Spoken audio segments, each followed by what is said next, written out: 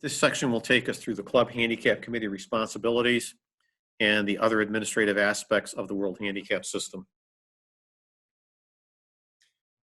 Handicap review. It's strongly recommended the Club Handicap Committee conduct handicap reviews regularly.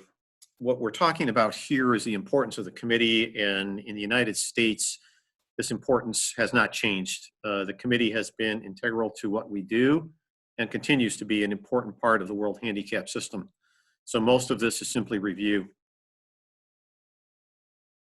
Reports will be available to the handicap committees to identify those players requiring a handicap review. The reporting process is something that we are still finalizing, and we will work through it. But again, our goal is to provide the committee with as many tools as possible to make sure that the implementation of the World Handicap System goes smoothly, but also, as the committee's responsibilities have been in the past, to maintain and make sure that there is an equitable aspect to the handicap system at the club level. The player can request a handicap review if they believe their index no longer reflects their demonstrated ability, which they've been able to do in the past. And a player must be made aware of and be involved in the handicap review process. Again, this is nothing new. The committee's got the right to look at a player's index, to modify it up or down, but they also have to give the player the opportunity to come in and or express their thoughts in the process, and the committee has to have valid reasons for doing this. So none of this is new to the World Handicap System. And you can take a minute to read these various aspects as to reasons why the committee might want to review a person's index. We're not going to take the time to read each one, but most of these are items that you would be familiar with in the past as a committee member or a staff member of a club, looking at reasons as to why somebody's index needs to be reviewed. Now, adjusting the handicap index. When the index review has been completed, the handicap committee can adjust the player's handicap index to better reflect their demonstrated ability based on the results of the analysis. And you can see here to the figure at the right, it's not always down. Sometimes the adjustment needs to go up. It could be because of injury. It could be because the person is not posting their low scores, their high scores, that they want to have a low index. So we have to remember that the adjustment is not always downward. Needs to satisfy the following criteria: minimum of 1 full stroke, except in exceptional circumstances only, increase a player's index up to the 5.0 above their low index. That's the hard cap. And there's no limit as to how far downward the index can be adjusted.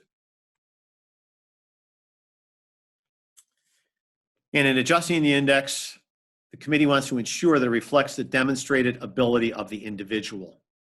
And again, a lot of things come into play here. It's not only their ability, it could be a junior golfer that's improving quicker than the system can keep up with, although with daily revisions, that will make it a little bit easier than when we had the every 2-week revisions. It could be the person had an injury. So there's any number of reasons as to why the index could be adjusted up or down. It's the committee's responsibility to do that. One new aspect of the system is this bottom paragraph in the slide. The handicap committee should consult with or have ratified any player's handicap adjustment by the Allied Golf Association, in this case, the Chicago District Golf Association. If you go back to one of the earlier slides in the first segment when we talked about the hierarchy of how the World Handicap System is administered, it starts with the USGA and RNA, flows down through the Chicago District to the club level. A technical change that has taken place is, in the past, it was actually the club that issued the handicap index. That is no longer the case. It is the USGA and the RNA that is issuing the index through the Allied Golf Association to the club. So when a club is going to make a modification to a player's index, either up or down, it is something that the Chicago District Golf Association will have to be involved in the process. We're also here to guide the club through the process to make sure everything is handled within the confines of the system, administratively is correct, And we will also consult with the golfer if they have questions. So our role is to make sure that the system is being administered properly, giving the club handicap committee the authority to do that, but within the confines of the system, and making sure that it's being done properly and ratified by the Authorized Golf Association, again, in this case, the CDGA. Adjusting upward or downward. We can see here, again, this is nothing new, freezing or modifying the index for a defined period of time, resetting the index. It is important if you are going to make an adjustment that you do it through the system. You just don't simply say at the club level, we're adjusting so-and-so to this. You need to protect the field, and protecting the field means the adjustment takes place in the system so any other club can see that the modification has been made.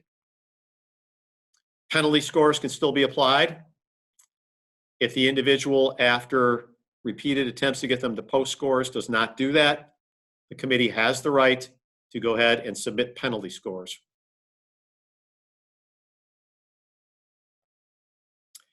If it's a serious case, eventually the handicap index can be withdrawn. Normally, we do not get to the point of penalty scores, but if need be, the CDGA can walk the committee through the process of what it takes to institute penalty scores. And again, withdrawing a handicap index is the ultimate penalty. This very rarely, if ever, happens. If we need to get to this point, we will guide the committee through the process.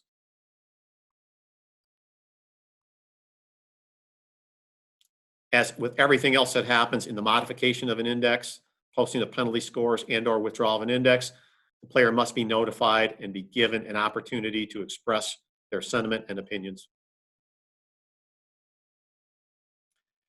If you reinstate a handicap index after a period of time, that is acceptable to do that. When you reinstate it, you need to determine the level of a handicap index at which the player is to be reinstated. If a player was not able to play for a year or two because of injury, for example, they might not come back at the same level they were. It's the committee's responsibility to ensure that the reinstated index best reflects the current ability of the player. A starting point is the last recorded handicap index to use as a reference, but again, current circumstances always need to be taken into consideration. The competition committee. The committee in charge of a competition may set a maximum limit for play within the terms of the competition. Now, we just reviewed the handicap committee, which is responsible for the overall administration of the system. It's highly recommended for events at your club, especially with those that would be considered major in significance, that there is a committee that is in charge of the competition that oversees the particular competition. And that committee has the right to set a maximum limit for the index. For example, a maximum handicap index for entry, a maximum handicap index a player is permitted to use, a maximum course handicap, and a maximum playing handicap. These are all items that the competition committee can set as part of the rules and regulations for a particular competition. Terms of the competition. In this example, a limit of 18.0 may be set by the committee, with higher handicap index players being restricted to play from a handicap index of 18.0 for the purposes of the competition. The club, the committee in charge of the competition, has the right to set a maximum handicap index for that competition. Even though the higher handicap players are restricted to playing from a handicap index of 18.0, in this example, their full course handicap should be used in determining the score to post for handicap purposes. So if my index was 25.0 and it gave me a course handicap of 27, for the competition, I would be restricted to 18.0 and the appropriate course handicap. But when it came to the adjusting and implementation of the net double bogey, I would use my unadjusted course handicap.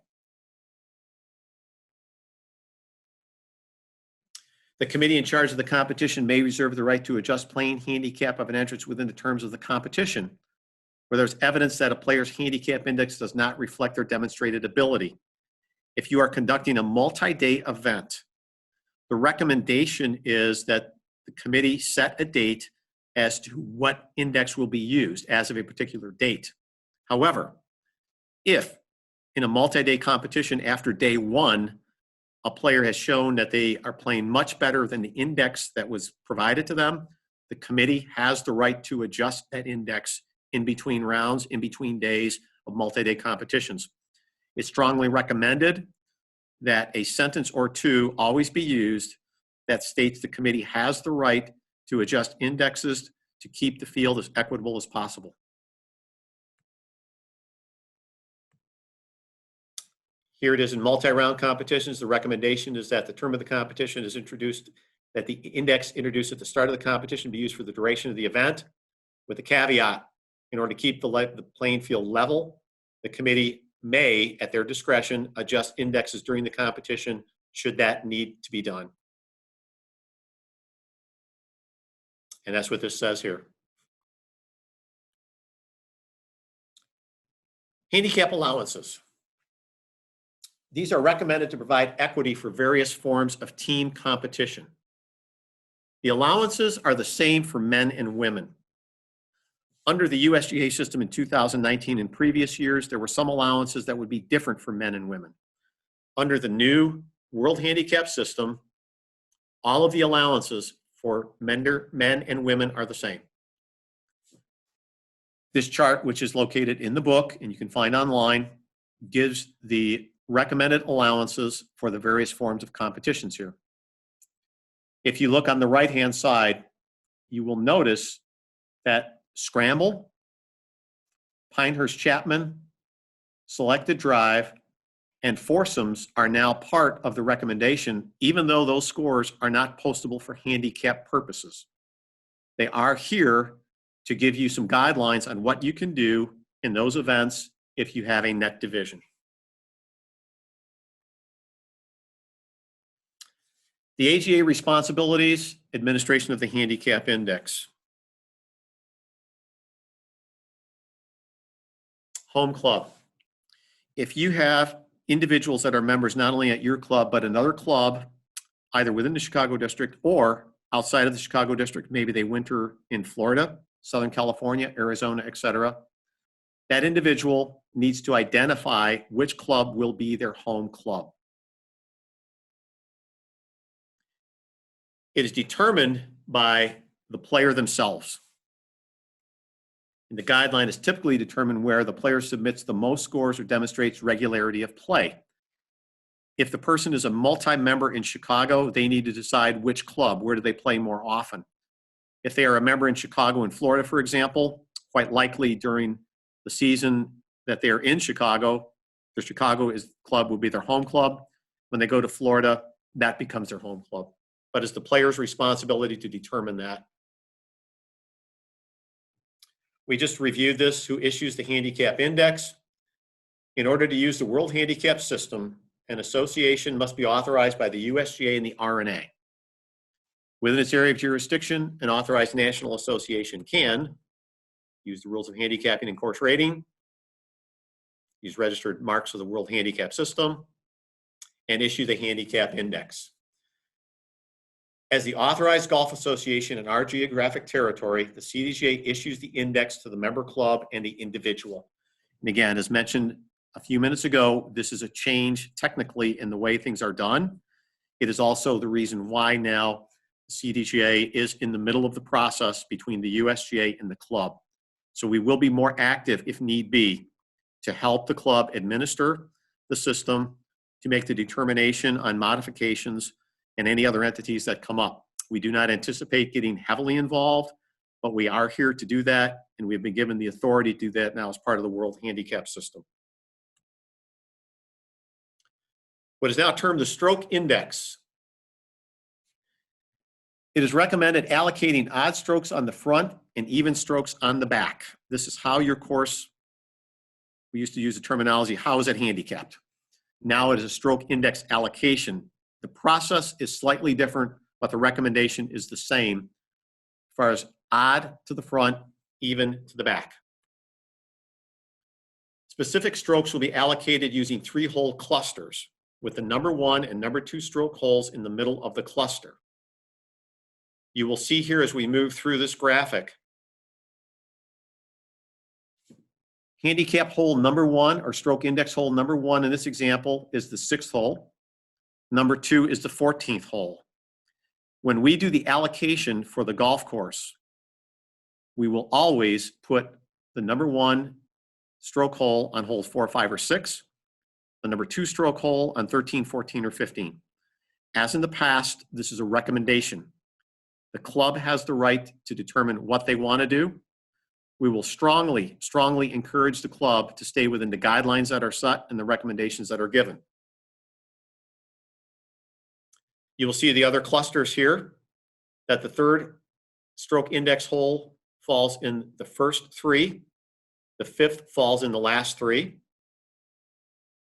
the 4th falls on the back 9 in the first 3, and the 6th allocated hole is on the back 9 of the last 3.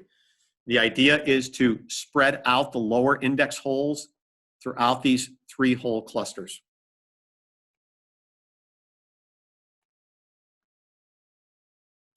Certain procedures should also be considered to accommodate both stroke and match play formats, which include spreading the stroke index allocation evenly over 18 holes, as we just described, gives the best chance of strokes being received by a player prior to a match ending. Applying the 2nd lowest stroke index hole on each 9 in either the 1st or 3rd triad, unless the lowest stroke index hole has been allocated in that same triad. If possible, avoid consecutive low stroke indexes on consecutive holes.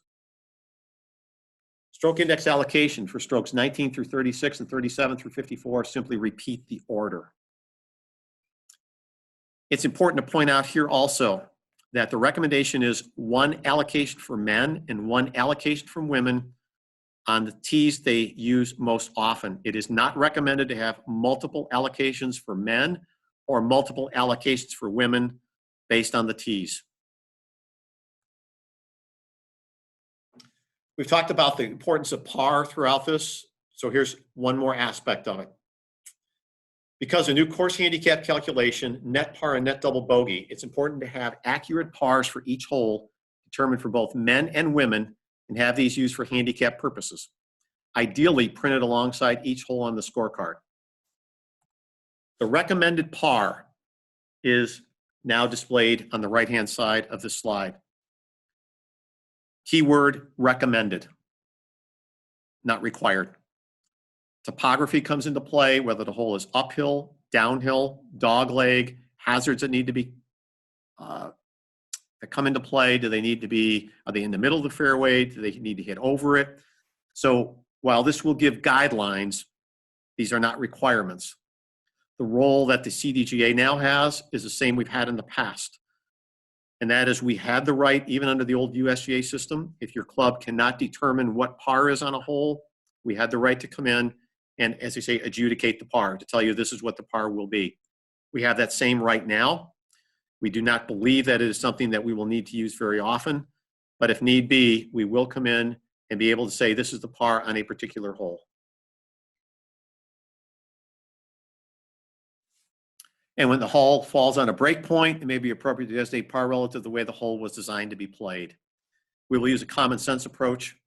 And again, our goal is not to come in and tell you what to do with par. We do not see this as a huge issue, but if there is a dispute, there's a discrepancy, we do have the final say-so as to what par will be on a particular hole.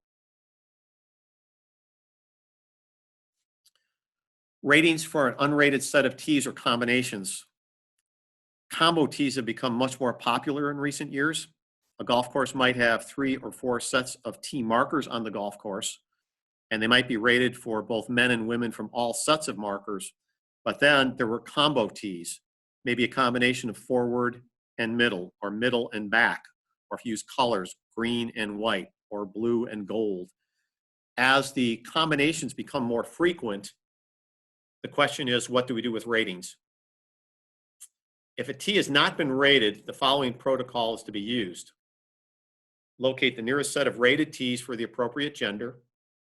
Determine the measured difference between the set of tees being played and the rated set of tees. and this is the key, for any differences less than 100 yards, there is no adjustment necessary, and scores can be returned or posted as usual. So if your golf course is a set of tees at 6,300 yards that has a course rating and slope rating that we've provided, you now have a combo set of tees at 6,375 yards. And you would like another rating, you do not need that. That falls within 100 yards of a rated set of tees.